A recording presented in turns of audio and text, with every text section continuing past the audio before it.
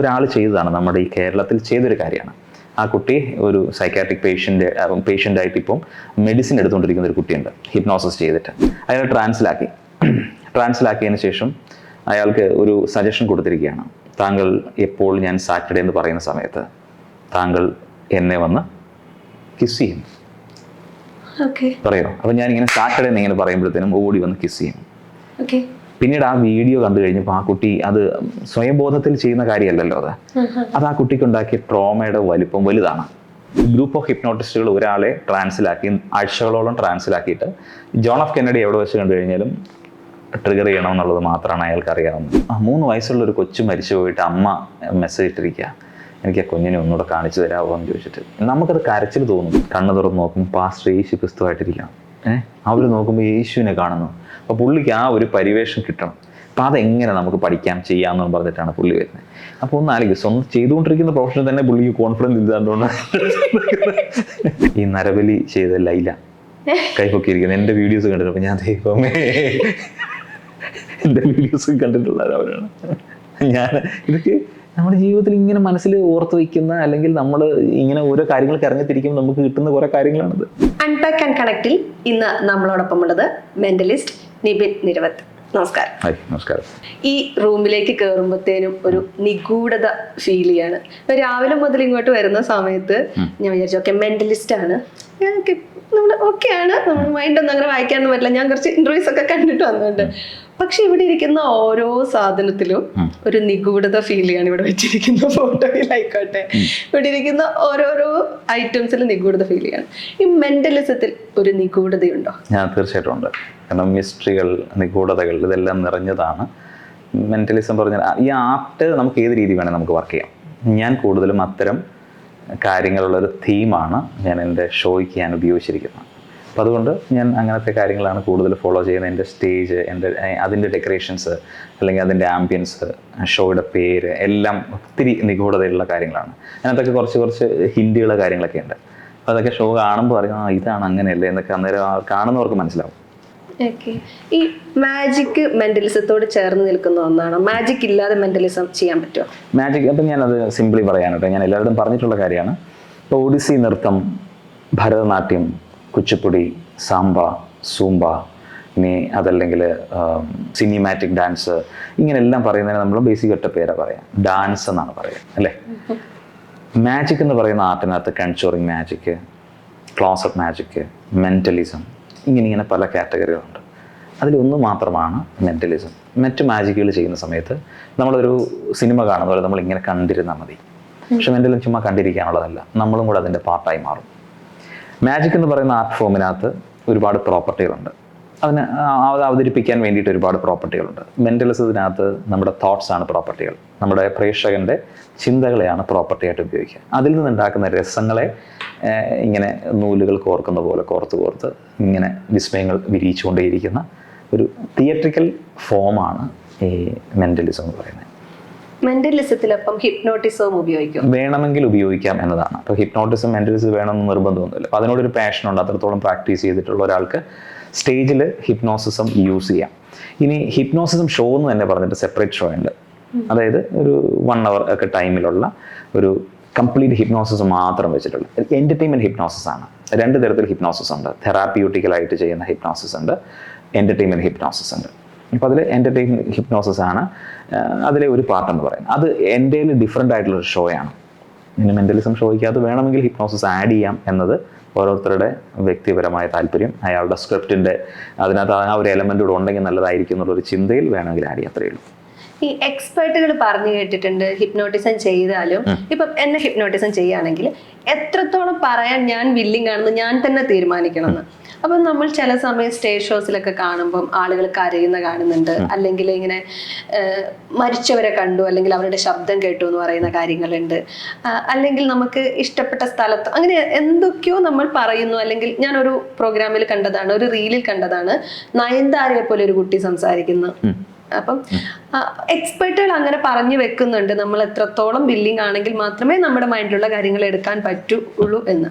അപ്പോൾ ഹിപ്നോട്ടിസവും മെന്റലിസവും ഒക്കെ സ്റ്റേജിലേക്ക് വരുമ്പോൾ എന്നെ ആ രീതിയിൽ എൻ്റെ ഉള്ളിലുള്ള കാര്യങ്ങൾ എടുക്കാൻ പറ്റില്ല, ഞാൻ വേറൊരാളെ പോലെയൊക്കെ പെരുമാറാനുള്ള ഒരു സാധ്യത? അങ്ങനെയല്ല. അതായത് മെന്റലിസത്തിന് അതിനകത്ത് കണക്ട് ചെയ്യരുത്, മെന്റലിസത്തെ അതിലേക്ക് കണക്ട് ചെയ്യരുത്. കാരണം അതൊരു പ്യൂർലി ഒരു മാജിക് ഷോ പോലെ ഒരു എൻ്റർടൈൻമെൻറ്റ് ഷോയ്ക്ക് വേണ്ടിയിട്ട് ഉപയോഗിക്കുന്ന ഒരു സാധനം മാത്രമാണ്.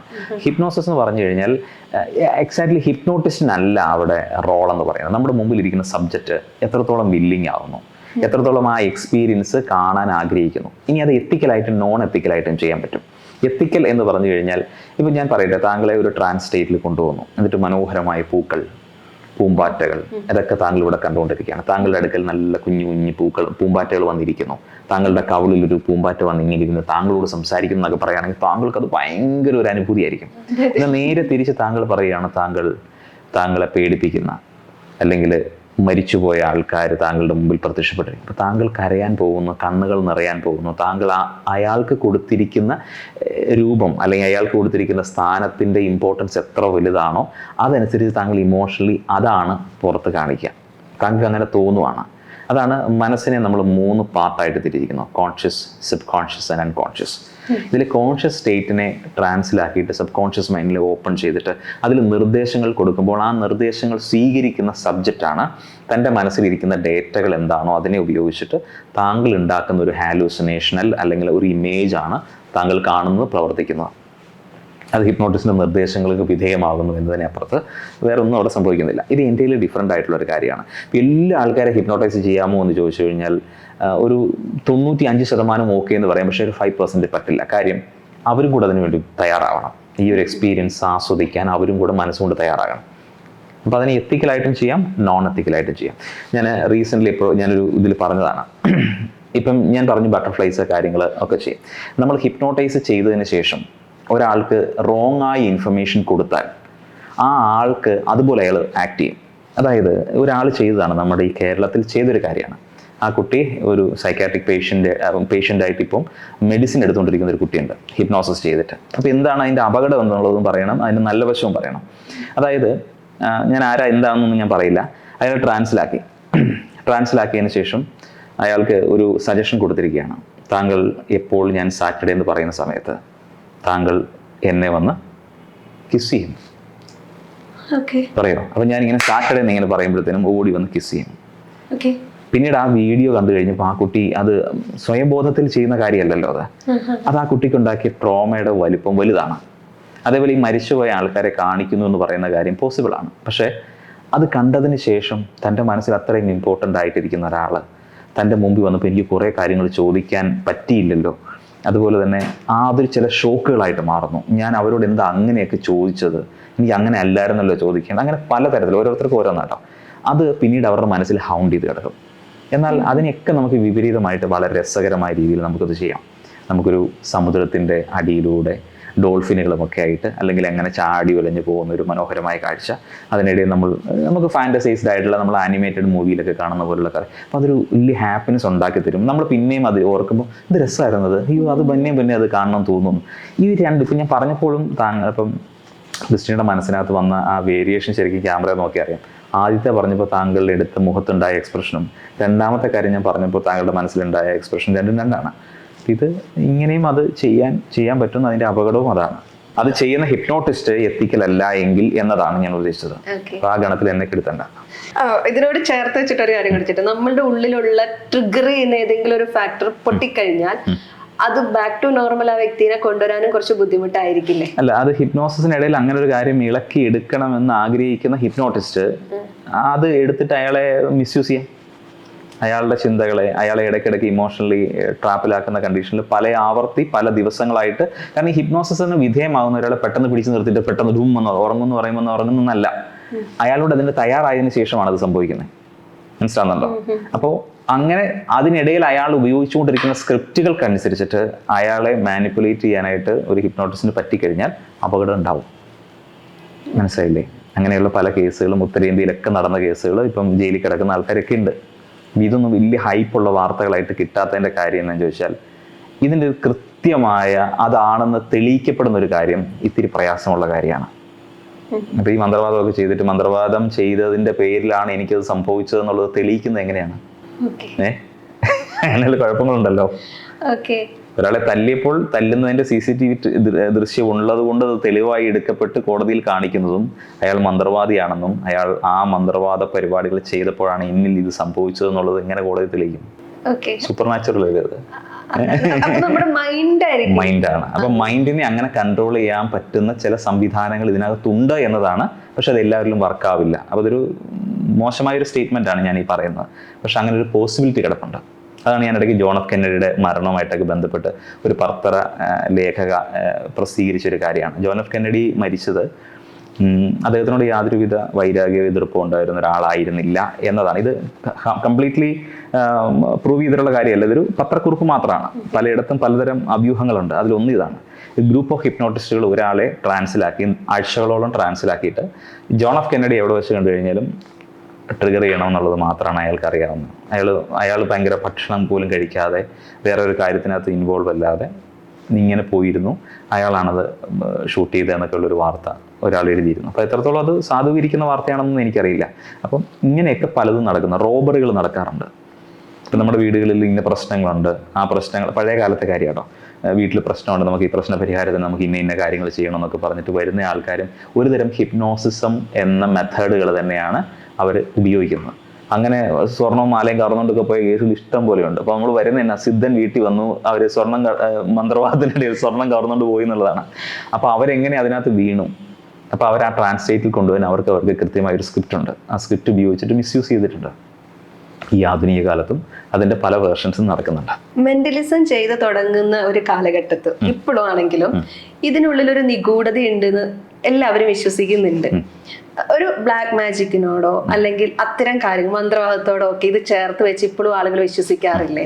ആളുകൾക്ക് അടുത്തേക്ക് വരാൻ ഒരു ഭയം ഉള്ളതായിട്ടോ സംസാരിക്കാൻ ഒരു ഭയം ഉള്ളതായിട്ടോ ഒക്കെ ഫീൽ ചെയ്യാം. അത് ക്രിസ്റ്റീന ആദ്യം ഇവിടെ വന്നപ്പോൾ എന്നോട് കാണിച്ചത് അത് തന്നെ. അതിന് പിന്നെ ഉത്തരവൊന്നും ഇല്ലല്ലോ. ഞാൻ അന്നേരം പറഞ്ഞു, ഞാനൊരു സാധാരണക്കാരനൊരു മനുഷ്യനാണ്, ഞാനൊരു കലാകാരനാണ്. നൃത്തവും സംഗീതവും നാടകവും മിമിക്രിയും ഒക്കെ കാണിക്കുന്നത് പോലെ ആസ്വദിക്കുന്ന ആളുകളെ അത്ഭുതപ്പെടുത്തുന്നതിൻ്റെ ഉദ്ദേശം അവർ സന്തോഷമായിട്ടിരിക്കണം എന്ന മൊമെന്റിൽ ഹാപ്പിനെസ്സിന് വേണ്ടിയിട്ടാണ്. ഈ കലകളെല്ലാം അങ്ങനെയാണല്ലോ. എല്ലാവരും കണ്ടു കഴിയുമ്പോൾ സൂപ്പറായിരുന്നു, അടിപൊളിയായിരുന്നു, രസമായിരുന്നു, അല്ലെങ്കിൽ ആ ഒരു മൊമെന്റിൽ പോയപ്പോൾ ഭയങ്കര സന്തോഷമായിരുന്നു എന്ന് പറയുന്നതിന് വേണ്ടിയിട്ടുള്ള പലതരം ജോണറുകളിലുള്ള ഒരു കലയാണ് മെന്റലിസം. അപ്പോൾ അതിനകത്ത് മിസ്റ്റുകളെ കൂടുതൽ ഇൻവോൾവ് ചെയ്തിട്ട് അത്തരം ജോണറിലുള്ള സാധനങ്ങളാണ് ഞാൻ ഹാൻഡിൽ ചെയ്യുന്നത്. അപ്പോൾ അതുകൊണ്ട് അത് കണ്ടിട്ട് പോകുന്ന ആൾക്ക് ശരി നമ്മൾ പറഞ്ഞ പോലൊന്നും അല്ലല്ലോ എന്ന് തോന്നുന്ന തരത്തിലേക്ക് കൊണ്ടുവന്നത് എൻ്റെ ഷോ വിജയിച്ചുകൊണ്ടല്ലേ? അതെ അല്ലേ? എനിക്കിവിടെ വന്നപ്പോൾ ഫുൾ മിസ്റ്ററി ഫീൽ തോന്നിയിരുന്നു. അതായത് ഇവിടെ ഇരിക്കുന്ന ഇമേജ് മുതൽ ഇത് കണ്ടു കഴിഞ്ഞപ്പോൾ ഒന്ന് പേടിച്ചിരുന്നു ഞാൻ. പേടിക്കാൻ കുറച്ചു നേരം അതിൽ നോക്കി കുറെ നൂലുകൾ മാത്രമേ ഉള്ളൂ, അതിനകത്ത് വേറെ ഒന്നുമില്ല പേടിക്കാൻ. ആണ്. പക്ഷെ നമ്മൾ വിചാരിക്കുന്നത് ഇതിനുള്ളിലേക്ക് വെച്ചാൽ നമ്മൾ ഇതിന് മുന്നേ ഉള്ള ആളുകളോട് സംസാരിക്കുമ്പോൾ അവര് നമ്മുടെ സ്പേസിലേക്ക് വരുന്നു. ഇതിപ്പോ നമ്മള് ഈ സ്പേസിലേക്ക് വരികയാണല്ലോ. ഈ ഒരു സ്പേസിൽ വന്ന് നിൽക്കുമ്പോൾ മനസ്സിൽ എവിടെയോ തോന്നുകയാണ് ഇതിനുള്ളിലുള്ളതെല്ലാം ഒരു മാജിക്, അല്ലെങ്കിൽ ഇതിനുള്ളിലുള്ളത് എല്ലാം ഒരു പ്രോപ്പർട്ടിയാണ്, ഇതിനുള്ളിൽ എല്ലാം എന്തൊക്കെയോ കാര്യങ്ങൾ ഉണ്ട് എന്ന്. അപ്പൊ സ്വാഭാവികമായിട്ട് എനിക്ക് ഭയങ്കര ക്യൂരിയോസിറ്റി ആയിരുന്നു. അല്ല, ക്യൂരിയോസിറ്റി ഉണ്ടാക്കാനുള്ള നമ്മളെ കണ്ണുകളെ അതിശയിപ്പിക്കുന്ന കാര്യങ്ങൾ ഉണ്ടാകുമ്പോഴാണല്ലോ, അല്ലെങ്കിൽ അത് നോർമൽ ആയിട്ടുള്ളൊരു കാര്യമായി മാറിയില്ല. ഞാൻ എപ്പോഴും പറയുന്ന ഒരു വാക്കാണ്, normal is boring. Something different ആയിരിക്കണം അല്ലെ? അപ്പൊ അതുകൊണ്ട് എല്ലാത്തിലും ജീവിതത്തിലും ഒക്കെ ഇത്തിരി ഡിഫറെന്റ് ആകാൻ ശ്രമിച്ചു, അല്ലെങ്കിൽ തൊപ്പി വെച്ചാൽ നടക്കുമോ? അതന്നെ, ഈ തൊപ്പിയുടെ പിന്നിലെ കഥ എന്താ? ഇതിനുള്ളിലാണോ ഈ മെന്റലിസം മുഴുവൻ ഒളിഞ്ഞിരിക്കുന്നത്? അത് സൂര്യാകാശം ഇതിന്റെ എനർജി പുറത്തു പോകാതിരിക്കാൻ വേണ്ടി സൂക്ഷിച്ചിരിക്കുന്നത്. ഒരു ഐഡന്റിറ്റി ക്രിയേറ്റ് ചെയ്യാൻ വേണ്ടിയിട്ട് ഞാനൊരു 10-15 വർഷമായിട്ട് ഈ സാധനം തല വെക്കുന്നുണ്ട്. ഇതുപോലത്തെ കുറെ വെറൈറ്റി ക്യാപ്പുകളൂടെ ഉണ്ട്.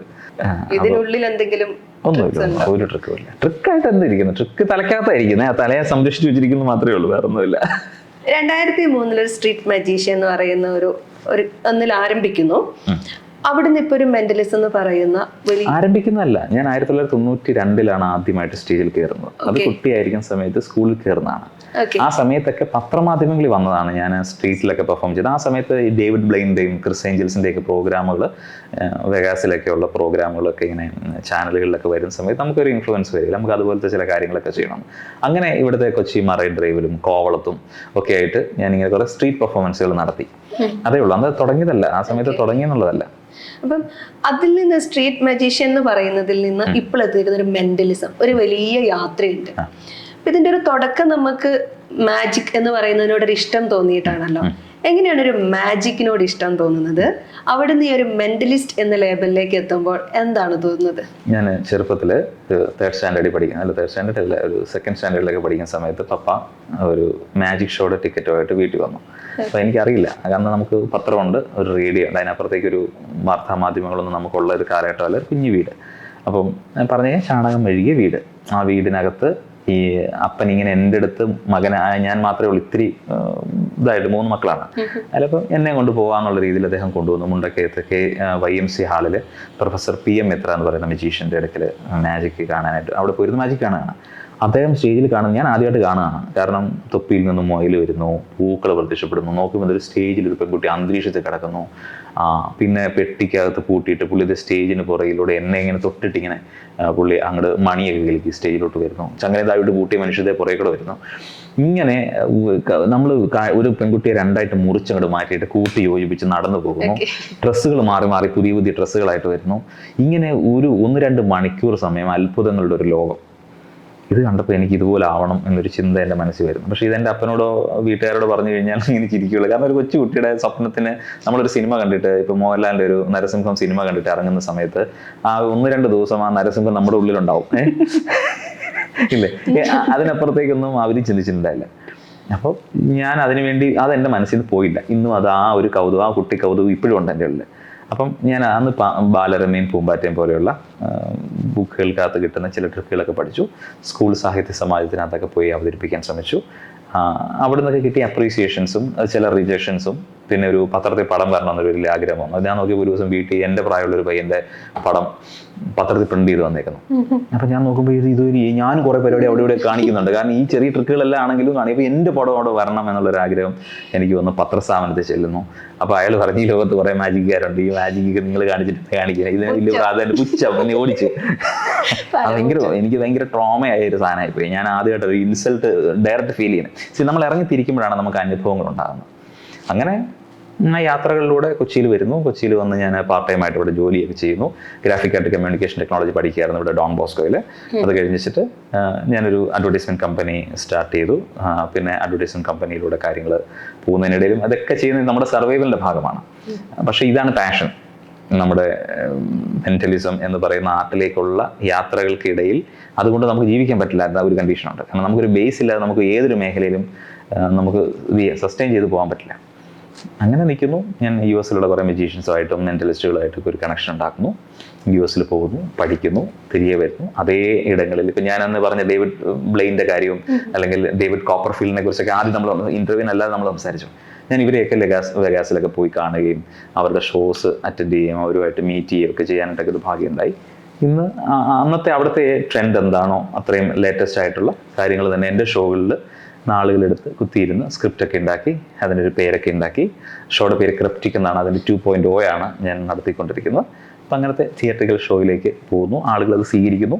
ഇപ്പം ഞാൻ കുറച്ച് രാജ്യങ്ങളിലൊക്കെ പ്രോഗ്രാം ചെയ്തിട്ടുണ്ട്. ഞാൻ US ഷോ ചെയ്തിട്ടുണ്ട്, കാനഡയിൽ ഷോ ചെയ്തിട്ടുണ്ട്, ഓസ്ട്രേലിയ പോയിട്ടുണ്ട്, സ്വിറ്റ്സർലൻഡ് പോയിട്ടുണ്ട്. അങ്ങനെ 19 രാജ്യങ്ങളിൽ എനിക്ക് ഇതുവരെ പോകാൻ പറ്റി. ഇനി അത് തുടരണം എന്നാണ് ഞാൻ ആഗ്രഹിക്കുന്നത്. ഇത്തരം ജോണേഴ്സ് ഇഷ്ടമുള്ള ആൾക്കാർ നമ്മൾ ഈ ഷോസ് വേണം. ഇത് കണ്ടിട്ടുള്ള ആൾക്കാർ പറയും ഈ ഷോ നമുക്ക് വേണമെന്ന് പറയും. ഇത് കാണാത്ത ആളുകളിലേക്ക് എത്തിക്കാനുള്ള ശ്രമവും നടത്തിക്കൊണ്ടിരിക്കുന്നു.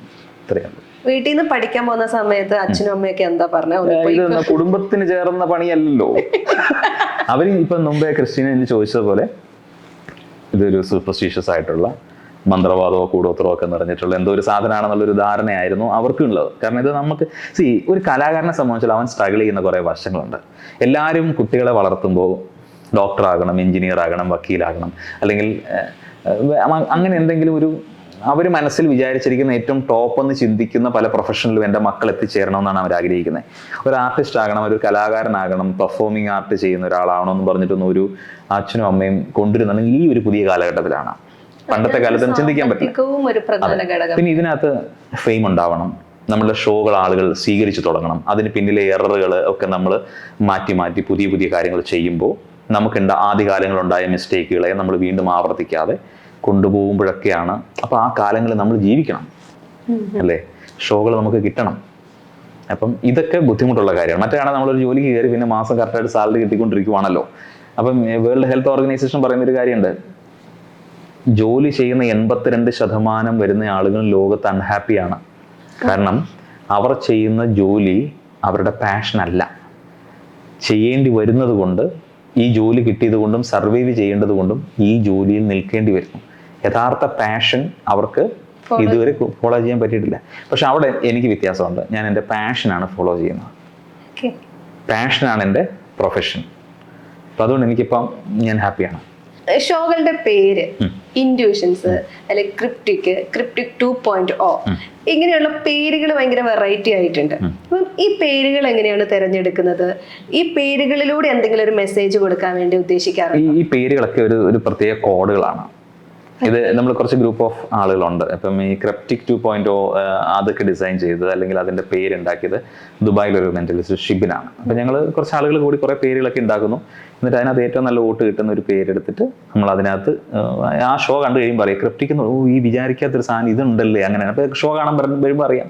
ഏതായാലും ക്രിസ്ത്യന് 6-ാം തീയതി വായു നമുക്ക് ആ ഷോ കാണാം. അപ്പം ആ ഷോ കാണുമ്പം അതിനകത്ത് ഇങ്ങനൊരു കാര്യം ഇതിനകത്ത് ഉണ്ടായിരുന്നല്ലേ എന്നത് മനസ്സിലാവും. വാട്ട് ഈസ് ക്രിപ്റ്റിക് എന്നുള്ളത് അന്നേരം അവിടെ അറിയാൻ പറ്റും. ഈ ആളുകൾ വിശ്വസിക്കുന്നുണ്ടല്ലോ ഇതെന്തോ ഒരു ബ്ലാക്ക് മാജിക് പോലെ. അപ്പം അതൊന്നും അല്ല എന്ന് വ്യക്തമാക്കുന്ന തരത്തിലുള്ള സ്റ്റേജ് ഷോകളായിരിക്കുമല്ലോ കൂടുതലും ചെയ്യുന്നത്. അപ്പം ആളുകൾ ഇത് നമ്മൾ വിശ്വസിച്ചതുപോലെ അല്ല എന്ന് പറഞ്ഞ ആളുകൾ വരാറുണ്ടോ? അതോ എനിക്ക് മറ്റുള്ളവരുടെ മനസ്സറിയണം, എന്നെ ഒന്ന് സഹായിക്കുമോ, അപ്പുറം നിൽക്കുന്ന കൂട്ടുകാരൻ്റെ ഇത് എല്ലാ ദിവസവും എൻ്റെ ഇൻസ്റ്റഗ്രാമിൻ്റെ മെസ്സേജുകളിൽ അല്ലെങ്കിൽ ഫേസ്ബുക്കിൻ്റെ മെസ്സേജുകളിൽ ഇനി എൻ്റെ ഷോസിൻ്റെ കണക്ട് ചെയ്യാൻ വിളിക്കുന്ന വാട്സാപ്പിൻ്റെ മെസ്സേജുകൾ വരാറുള്ള ചോദ്യങ്ങൾ തന്നെയാണ്. അതായത് മെൻ്റലിസം വെച്ചിട്ട് എനിക്ക് എൻ്റെ ഗേൾഫ്രണ്ട് ഉണ്ട്, ഗേൾഫ്രണ്ടിൻ്റെ മനസ്സിലിരിക്കുന്ന എന്തൊക്കെയാണെന്ന്, വേറെ എന്തെങ്കിലും കണക്ഷൻ ഉണ്ടോ, ഇവർക്ക് ഇനിയും പാസ്റ്റ് വല്ലതും ഉണ്ടോ എന്ന് അറിയണം. അതേപോലെ തന്നെ എൻ്റെ ബോയ് ഫ്രണ്ടിൻ്റെ ഇതേപോലെ എന്തെങ്കിലും അറിയണം, എൻ്റെ ഭാര്യയുടെ കാര്യം അറിയണം, ഭർത്താവിൻ്റെ കാര്യം അറിയണം. മെൻ്റലിസം വെച്ചിട്ട് ഇത് പറ്റുമോ? പിന്നെ ഈ മരിച്ചുപോയ ആൾക്കാരെ കാണും. അത് കാരണം എനിക്ക് എൻ്റെ ഇൻസ്റ്റാഗ്രാം ദൂരെ മെസ്സേജ് വരുന്ന അറിയാം മരിച്ചുപോയ എനിക്ക് സങ്കടം തോന്നും. ഒരു 3 വയസ്സുള്ള ഒരു കൊച്ച് അല്ല 3 വയസ്സുള്ള ഒരു കൊച്ചു മരിച്ചു പോയിട്ട് അമ്മ മെസ്സേജ് ഇട്ടിരിക്കുക, എനിക്ക് ആ കുഞ്ഞിനെ ഒന്നുകൂടെ കാണിച്ചു തരാമോ എന്ന് ചോദിച്ചിട്ട്. നമുക്കത് കരച്ചിൽ തോന്നും. പക്ഷെ നമ്മളത് എത്തിക്കലല്ല, അങ്ങനെ കാണിച്ചു കൊടുക്കലല്ലോ, അതല്ലല്ലോ. ഇതൊരു ആർട്ടല്ലേ, ഇത് നമ്മളെന്തോ അങ്ങനെ എന്തോ ഒരു ദിവ്യത്വമായിട്ടൊക്കെ കാണുക, എനിക്ക് ഒന്ന് കാണണം എന്നൊക്കെ പറഞ്ഞാണ് ആൾക്കാർ വരിക. നമ്മളതൊരു സ്റ്റേജിൽ ഞാൻ ഈ കാണുന്ന ആളല്ല, വേറൊരാളാണ്. അത്ഭുതങ്ങൾ ഉണ്ടാക്കാൻ വേണ്ടി നിൽക്കുന്ന ഒരു മാന്ത്രികനാണ് ഞാൻ. അപ്പം അവിടെ ഇത് കണ്ടിട്ട് ഇറങ്ങുന്ന ഒരാൾ, ഇപ്പം നമ്മൾ നരസിംഹം കണ്ടിറങ്ങുന്ന മോഹൻലാലിന്റെ നാളെ വന്നിട്ട് നമുക്ക് വേറൊരു കേസുണ്ട്, അവിടെ ഒന്ന് പൊളിക്കാൻ പറ്റുമെന്ന് ചോദിച്ചാൽ പുള്ളി ഒന്ന് പൊളിച്ചു തരുമോ? ഇല്ലല്ലോ. അപ്പൊ അങ്ങനെയല്ലല്ലോ. അപ്പൊ അവിടെ ആ കഥാപാത്രമായി മാറി, അല്ലെങ്കിൽ ആ ഒരു കലാകാരൻ എന്താണോ ഞാൻ എന്നിൽ വെച്ചിരിക്കുന്ന ഒരു രൂപമുണ്ട്, അല്ലെങ്കിൽ എനിക്ക് ഞാൻ കൊടുത്തിരിക്കുന്ന ഒരു വേഷമുണ്ട്. അപ്പൊ അതിലൂടെ കാണിക്കുന്ന എൻ്റെ ഒരു ചില പവറുകളിലൂടെ കാണിക്കുന്ന പോലെ തോന്നുന്ന ഒരു ഇല്യൂഷനൊക്കെ ക്രിയേറ്റ് ചെയ്തിട്ട് ഇറങ്ങി സാധാരണക്കാരനായിട്ട് ഞാൻ അവിടെ നിൽക്കുമ്പോഴും ആൾക്കാർ അതിൽ നിന്ന് പോലും തൊടാൻ വരെ പേടിക്കുന്ന ആൾക്കാരുണ്ട്. അത് നമ്മുടെ ഇന്ത്യ ഒരുപാട് സൂപ്പർസ്റ്റിഷ്യൻസ് ആയിട്ടുള്ള ഒരു രാജ്യമാണ്. അന്ധവിശ്വാസങ്ങൾ ഒരുപാടുള്ളൊരു രാജ്യമാണ്. വേറെ രാജ്യങ്ങളിൽ ഇല്ല എന്ന് പറയുന്നില്ല, പക്ഷെ ഇന്ത്യ ഒരുപാടുണ്ട്. അപ്പം പലപ്പോഴും അത്രയും കാര്യങ്ങളിലേക്ക് റിലേറ്റ് ചെയ്യാനായിട്ടാണ് പല ആളുകളും ഓരോ കാര്യങ്ങളെയും കുറച്ച് സൂപ്പർസ്റ്റീഷ്യസ് ആയിട്ട് അല്ലെങ്കിൽ സൂപ്പർ നാച്ചുറൽ ആയിട്ട് അതിനെ കാണാനായിട്ടാണ് പലപ്പോഴും ആളുകൾ ശ്രദ്ധിക്കുക, അല്ലെങ്കിൽ അങ്ങനെ ശ്രമിക്കുന്ന അവരുടെ മൈൻഡ്. അത് മാറി വരണം. അതുകൊണ്ട് ആദ്യം പറഞ്ഞത് ഇതൊരു പ്യുവർ ആർട്ട് ഫോമാണ്, കലയാണ്. ആളുകളെ സന്തോഷിപ്പിക്കുക, ചിരിപ്പിക്കുക, എക്സൈറ്റ് ചെയ്യിപ്പിക്കുക, ചുമ്മാ ഇരിക്കും ഒന്ന് കൈയടിക്കാൻ ആവേശം തോന്നുന്ന ഒരു സാധനം വരുത്തുക, ഇത്രയൊക്കെ ചെയ്യുന്ന ഒരു കലയാണത്. താങ്കൾ ഇപ്പൊ ഇതൊരു കലയാണെന്ന് പറഞ്ഞു വെക്കുമ്പോഴും ഇതേ ഫീൽഡിൽ നിൽക്കുന്ന മറ്റുള്ള ആളുകൾ ഇതിനുള്ളിൽ ഇങ്ങനത്തെ കാര്യങ്ങൾ ഉണ്ട്, അല്ലെങ്കിൽ ഇങ്ങനെയൊക്കെ ചെയ്യാൻ പറ്റുമെന്ന് ഇപ്പം നമ്മളെ പോലെയുള്ള സാധാരണക്കാരെ ബോധ്യപ്പെടുത്തുന്നത് കൊണ്ട് കൂടിയാവില്ല ഇങ്ങനെ മെസ്സേജുകൾ ആളുകൾ അയക്കുന്നുണ്ടാവുക? എല്ലാത്തിലും കള്ള നാണയങ്ങൾ ഉണ്ടാവില്ലേ? അല്ലേ? ഉണ്ടാകും. അപ്പം നമുക്ക് അവരുടെ എല്ലാം പുറകെ പോകാൻ പറ്റില്ല. ഈ ആർട്ടുമായിട്ട് ഞാൻ കേരളത്തിൽ വരുമ്പോൾ ഒരാൾ പോലും മെന്റലിസം എന്ന് പറഞ്ഞൊരു സാധനമായിട്ട് ഈ നമ്മുടെ കേരളത്തിലില്ല. അന്ന് മുതൽ ഇങ്ങോട്ട് വരുന്ന വഴികളിൽ എനിക്കിതിൻ്റെ ആരൊക്കെ എന്തൊക്കെ ചെയ്യുന്നു, ഏതൊക്കെ വഴികളിലൂടെ പോകുന്നതിനെ കുറിച്ച് നല്ല ബോധ്യമുണ്ട്. എത്തിക്കലായിട്ട് ഉപയോഗിക്കുന്ന ആൾക്കാരുണ്ട്, ഇത്തിരി അറ്റവും മൂലയും പഠിച്ചു വെച്ചിട്ട് അത് വെച്ചിട്ട് വലിയ ഒരു സ്റ്റാർഡം ഉണ്ടാക്കാൻ ശ്രമിക്കുന്ന ആൾക്കാരുണ്ട്. വളരെ എത്തിക്കലായിട്ട്, വളരെ പ്രൊഫഷണലായിട്ട്, എന്നെക്കാട്ടിൽ സ്മാർട്ടായിട്ട് ഷോ ചെയ്യുന്ന ആൾക്കാരുണ്ട്. അപ്പം ഇതെല്ലാം നമ്മൾ കാണുന്നുണ്ട്. നമ്മൾ ഇതിൻ്റെയൊക്കെ പുറകെ പ്രതികരിക്കാൻ നിന്ന് കഴിഞ്ഞാൽ ഞാൻ അതിനു വേണ്ടി കൊടി പിടിക്കുന്ന ഒരാളായി മാറണം. എൻ്റെ സ്പേസിൽ ഞാൻ ഹാപ്പിയാണ്, ഞാൻ എൻ്റെ വഴികളിലൂടെ നന്നായി പോകുന്നു. എന്നെ ഫോളോ ചെയ്യുന്ന, എന്നെ കാണുന്ന, ഞാൻ പറയുന്നത് കൺവേ ആകുന്ന ആളുകൾക്ക് അതിനകത്ത് സത്യം ഉണ്ടോ എന്ന് തോന്നും. അതുപോലെ നമ്മൾ ഇങ്ങനെ പറഞ്ഞുകൊണ്ടിരിക്കുന്നു, അപ്പം അത് ആളുകൾ കേൾക്കട്ടെ. ഇത്രയല്ലേ പറയുള്ളൂ. മറ്റുള്ളവരെ പോയി തിരുത്താൻ പോയി നിർത്തി ഞാൻ അതിന് വേണ്ടിയിട്ട് സ്വയം ഇല്ലാതാവുന്നതിനെക്കാട്ടി നല്ലത് എന്നിലെ സത്യം എന്താണെന്നുള്ളത് തിരിച്ചറിയുന്ന ആളുകൾ എന്നെ ഫോളോ ചെയ്യുന്നുണ്ട്, അവരെന്നോടൊപ്പം നിൽക്കുന്നുണ്ട്. മറ്റുള്ളവരുടെ കൂടുതൽ ചിലപ്പം പ്രചാരം കൂടുതൽ ഉണ്ടാവുമായിരിക്കും. കാരണം അതിനകത്ത് മേമ്പൊടികൾ ഇടുമ്പോൾ ആളുകൾ അതിൻ്റെ പുറകെ പോകും. മരിച്ചവരെ കാണിച്ചു കൊടുക്കുമ്പോൾ കൂടുതലും അങ്ങോട്ടേക്കായിരിക്കുമല്ലോ പോകുന്നത്. അപ്പം കൂടുതൽ ആളുകൾ അയാളുടെ അടുത്ത് ചെന്ന് മരിച്ചവരെ കാണിച്ചു തരും എന്നുള്ളവരൊന്നും ഞാനത് കാണിക്കുന്നില്ല എന്ന് പറയുമ്പോൾ എനിക്ക് ഉണ്ടാകുന്ന ഡിമാൻഡും കുറയും അല്ലേ. അപ്പം അത് എത്തിക്കലാണെന്നും അതിനകത്ത് അപകടം എന്താണെന്നും ഒക്കെ മനസ്സിലാക്കാനായിട്ടുള്ള ബോധ്യമാകുന്ന ഒരു തരത്തിലേക്ക് ആളുകൾ തിരിയുമ്പോൾ എന്നിലേക്ക് വരും. ഇത്രയേ ഉള്ളൂ. സത്യങ്ങൾ പലപ്പോഴും അപ്രിയങ്ങളാണ്. മെന്റലിസം പഠിച്ചത് കൊണ്ട് വ്യക്തി ജീവിതത്തിൽ എന്തെങ്കിലും തരത്തിലുള്ള മാറ്റങ്ങളൊക്കെ സംഭവിച്ചിട്ടുണ്ടോ? മെന്റലിസം പഠിച്ച് ഞാൻ ശരിക്കും എനിക്ക് ചിന്തിക്കാറുണ്ട്. എനിക്കൊരു ബോധ്യം ഉണ്ടായ കാലം മുതൽ ഇങ്ങനത്തെ കലകളോടും കാര്യങ്ങളോടാണ് എനിക്ക് താല്പര്യമുള്ളത്. ഞാൻ അതിനുവേണ്ടി തന്നെ ഒന്ന് ട്യൂൺ ചെയ്ത ഒരാളാണ്. അത് പെട്ടെന്ന് ഒരു ദിവസം ഞാൻ പോയി മെന്റലിസം പഠിച്ച ഒരാളൊന്നുമല്ല. ഇത് നാളുകളായിട്ട് ഇതിനു വേണ്ടി തന്നെ ഒരു യാത്രയായിരുന്നു. ഞാൻ അതിലേക്ക് എത്തിപ്പെടാനുള്ള യാത്രയായിരുന്നു. അപ്പോൾ എന്നിലുണ്ടായ മാറ്റങ്ങൾ ഇതിനോടൊപ്പം ഉണ്ടായിട്ടുണ്ട്.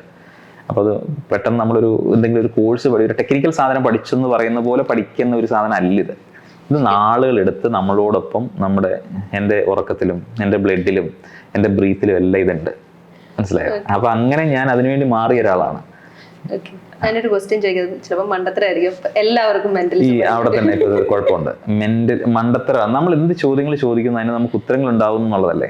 ചോദ്യങ്ങൾ മണ്ടത്തരമായിരിക്കുമോ എന്ന് ചോദിക്കരുത്, ഉത്തരം മണ്ടത്തരമാകുമോ എന്നതാണ് ഞാനിപ്പോ സംശയിക്കുന്നത്. അപ്പൊ എല്ലാവർക്കും മെന്റലിസം പഠിക്കാൻ പറ്റുമോ? പഠിക്കാൻ പറ്റും. അതിപ്പോ പാട്ട് പഠിക്കാൻ പറ്റില്ലേ, കരാട്ടെ പഠിക്കാൻ പറ്റില്ലേ, ഡാൻസ് പഠിക്കാൻ പറ്റില്ലേ, ക്യാമറ പഠിക്കാൻ പറ്റില്ലേ, എല്ലാം പറ്റില്ലേ, ആങ്കർ ചെയ്യാൻ പറ്റില്ലേ. പക്ഷെ അത് എത്ര ഭംഗിയാകും, എത്രത്തോളം അതിന് വേണ്ടിയിട്ട് വർക്ക് ചെയ്യണം, അതിന്റെ പിന്നിലെ പെയിൻ എന്താണ്, അങ്ങനെ ഒരാളായി ക്രാഫ്റ്റ് ചെയ്ത് പുറത്ത് വരണമെന്നുണ്ടെങ്കിൽ എത്രത്തോളം അതിന് ഒരു സ്ട്രഗിൾ ചെയ്യണം എന്നുള്ളതിനെ കുറിച്ചിട്ടൊക്കെ മനസ്സിലാക്കുമ്പോൾ അവിടെ സസ്റ്റെയിൻ ചെയ്യുന്ന ഒരാളായിരിക്കും ഈ പഠിച്ച ഒരാൾ ആ തലത്തിലേക്ക് ഉയരുക. യേശുദാസിനെക്കാട്ടിൽ നന്നായിട്ട് പാടുന്ന ആൾക്കാർ ഇവിടെ ഇല്ലേ? എന്നിട്ട് യേശുദാസായോ? ഇത്രയേ ഉള്ളൂ.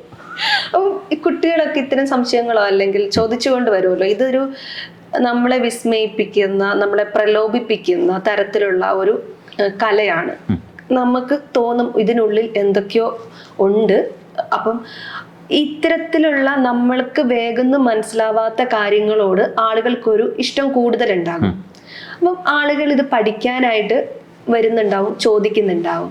അപ്പൊ അവരോടൊക്കെ എന്തായിരിക്കും ആദ്യം പറയാ? ഇത് പഠിക്കാം അല്ലെങ്കിൽ ഇത് പഠിക്കാൻ ഇതിന്റെ ബേസ് എന്താണെന്നറിയോ? മാജിക് എന്ന് പറയുന്ന ആർട്ട് പഠിക്കണം. സ്ലൈറ്റ് ഓഫ് ഹാൻഡ്സുകൾ എങ്ങനെ ഹാൻഡിൽ ചെയ്യണം, സ്റ്റേജ് മാനേജ്മെന്റ്, നമ്മുടെ മുമ്പിൽ ഇരിക്കുന്ന സബ്ജക്റ്റിനെ എങ്ങനെ മാനേജ് ചെയ്യാൻ പറ്റണം, ഇങ്ങനെയുള്ള കാര്യങ്ങളെക്കുറിച്ച് പഠിച്ച് അതിൻ്റെ ഒരു ലെവലെത്തി അവരതിനകത്ത് കോൺഫിഡൻ്റ് ആയതിനു ശേഷം ആർട്ട് ഓഫ് മെന്റലിസം എന്ന് പറയുന്ന സംഭവത്തിലേക്ക് വരണം. ഈ മെന്റലിസം എന്ന് പറഞ്ഞാൽ ഇതുമായിട്ട് ഒരുപാട് ഡിഫറൻസ് ഉണ്ട്. പക്ഷേ ഇതിൻ്റെ ബാക്കപ്പ് ഇതുണ്ടെങ്കിൽ മാത്രമേ നമുക്ക് നിൽക്കാൻ പറ്റുള്ളൂ. ഈ മെന്റലിസം ഭയങ്കര പെർഫോമിങ് സ്കില്ല് വേണ്ട ഒരു കാര്യമാണ്. അതായത് സംസാരിക്കാൻ അറിഞ്ഞിരിക്കണം, ഷോ ഓഫാണ്, ഇത്രയും ഇരിക്കുന്ന ഓഡിയൻസിനെ കയ്യിലെടുക്കാനുള്ള ഒരു കപ്പാസിറ്റി ഉണ്ടാവണം, അതിന് കൃത്യമായൊരു സ്ക്രിപ്റ്റ് ഉണ്ടാകണം, അതിന് എല്ലാ സംവിധാനങ്ങളോടും കൂടി വേണം ഇത് ചെയ്യാനായിട്ട്. അപ്പോൾ അത്രയും കഴിവുള്ള ഒരാൾക്ക് ആണോ നിങ്ങൾ എന്നൊരു ചോദ്യം ആദ്യം ചോദിക്കണം.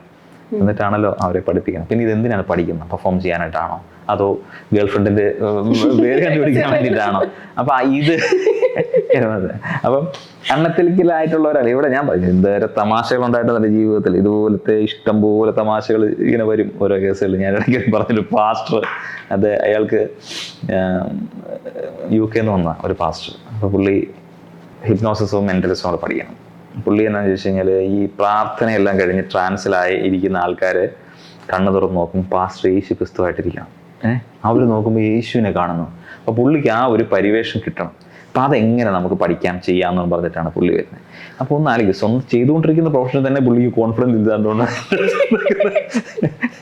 മനസ്സിലായോ? അപ്പം അങ്ങനെയൊക്കെ ഒരുപാട് തമാശകൾ ഉണ്ടായിട്ടുണ്ട്, ഇഷ്ടംപോലെ തമാശ. ഇന്നാളൊരിക്കൽ ഞാനത് ഞാൻ പൊങ്ങച്ചൻ പറയുന്നത്, പൊങ്ങച്ചല്ല ഒരു തള്ളി മറിക്കുകയെന്ന് തോന്നുന്നു. 55 ലക്ഷം രൂപ കൂടോത്രത്തിന് ചെലവഴിച്ച ഒരു മനുഷ്യൻ എന്നെ തേടി വന്നിരിക്കുന്നു. 55 ലക്ഷം രൂപ.